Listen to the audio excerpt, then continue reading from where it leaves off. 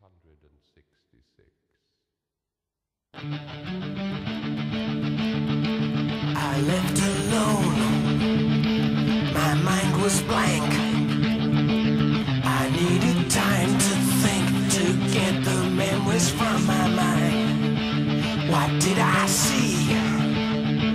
Can I believe that what I saw that night was real and not just fantasy?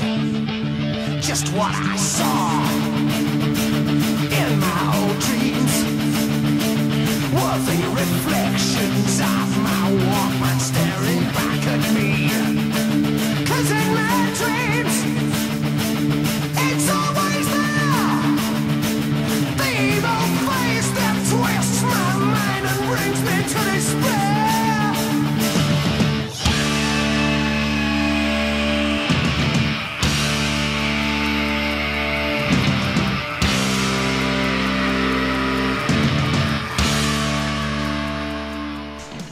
Hey, what's going on, YouTube? This is part one of the many parts of the D&D discussion that I would like to have with you people. Just actually, not a discussion, just me talking. But if you'd like to comment, discuss, or whatever, just please, feel free. First thing I'd like to do is, I hope you like to do format. I like it. I mean, how badass is it for me to open up a video with Number of the Beast? I mean, that's cool. Anyways, this rant's going to be about the pros and cons of Dungeons and Dragons. Not a whole lot of cons for me. D&D is one of the best games ever. I mean, video games, paper and dice, card game, whatever. I mean, I'm a huge video game fan, and I think D&D is the best game ever. I mean, concepted. I mean, it's the concept of the game itself, really, if you think about it, spawned a lot of games, a lot of video games, a lot of card games, a lot of paper and dice games. I mean, if it wasn't for D&D, we might not have half the video games we have today. And that's an opinion, but that's a very outspoken opinion. And I mean, from first edition all the way to 4th edition, I mean, I got respect for the franchise. There's just a lot of things that there's some things that I don't like about the franchise. Some of the book series in general. Some characters. But other than that, actually experiencing it and playing a paper and dice game is phenomenal. And I wouldn't change it for the world. So let's start by introducing you to a few books that I have. D&D books. I'm going to start. All I have is 3.5, but I'm going to give you some examples of some fine craftsmanship. I have some character sheets and everything made up. So, okay, so now, first up we have the all popular. I'm finding it here. The Player's Handbook, always a quintessential part of your D&D experience. You really can't play D&D without a Player's Handbook. I mean, seriously, look at this. Fucking, how epic is that? I mean, and it's got a table of contents. Every D&D man stream, every D&D player stream right here. Of course, the Epic 3.5 edition. I've been playing this edition for... Well, damn, I've been playing this edition for a long time now. Since 2006, I've been playing 3.5. I really started playing D&D heavily in 2006. A bunch of friends introduced it to me, and I thought it was fucking awesome. So, yeah. This is including the D&D books on the computer.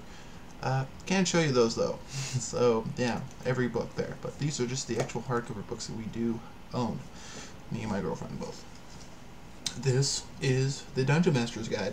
Also, very useful. You must have this book in order to play it. I mean, you don't have to. You can just kind of make up your own rules if you want to, but would be very difficult, and you would have to go back online for a reference tool, because sometimes there's arguments that, you know, people bring up that you just can't solve without a book of some sort or a reference guide.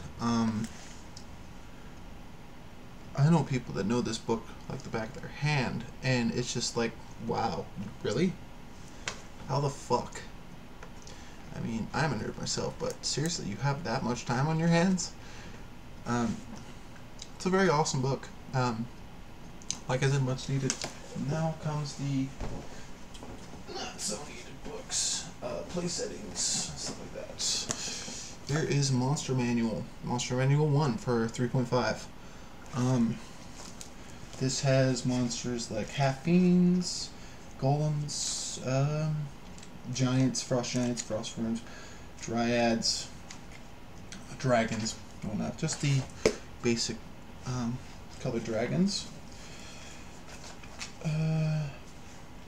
It's got a lot of monsters in here, and there are also other books in the series that are Monster Manual. I think goes up to 3 and 3.5. I'm not sure. Please correct me if I'm wrong. If I'm wrong, I'd like to know. Thank you. The always epic Forgotten Realms play setting.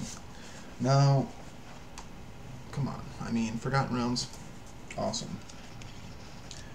Overrated for a reason. Seriously, there's like pretty much all the popular characters are in 3.5. Elements of Shadowdale, the Symbol, Tristordan, Alistair Blackcloak, the Chosen of Mystra. I mean, they're all here. Dragonlance, I probably would never ever play a Dragonlance campaign. That's me.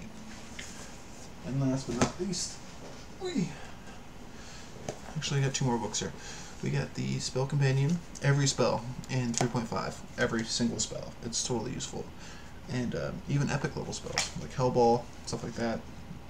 I believe it even has, let's see if it even has Elminster's Evasion. As I can tell, I'm a huge Elminster of Shadowdale fan.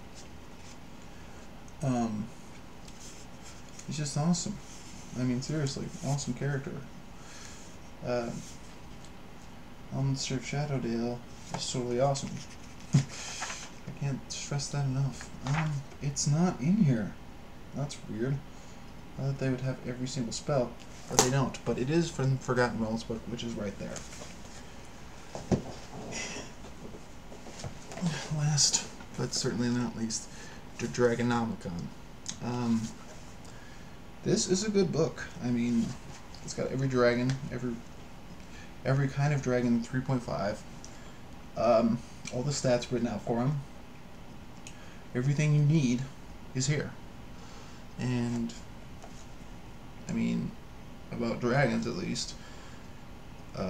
Swimming dragons, combat abilities, types of dragons, stages of dragons, young adults, wormlings, juveniles, young, adult, mature adult, worm, great worm.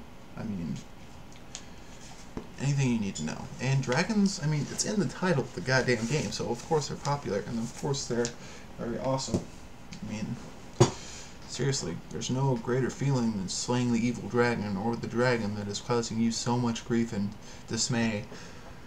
I love it. Well, I hope you liked my first real presentation of a video.